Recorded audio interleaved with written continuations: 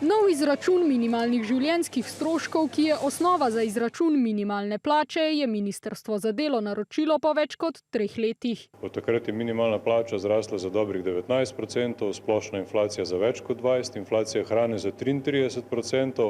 Res je, da se je minimalna plača usklajevala večinoma z inflacijo, ampak kot rečeno, prehranska inflacija je rasla precej hitreje. Razliko naj bi zdaj popravil nov izračun. Trenutno so minimalni stroški določeni pri 670 evrih, predtem so bili 5 let dobrih 50 evrov manj. Ocen, koliko bi lahko znašal nov izračun, na ministrstvu še nimajo.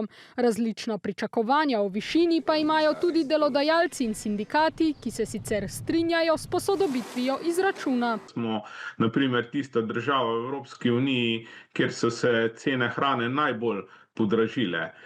Seveda, kar bo dodaten pritisk tudi na rast minimalne plače. Pa opozarja ekonomist Matej Lahovnik, ki dodaja, da mora biti dvig usklajen tako s predstavniki delodajalcev kot delojemalcev.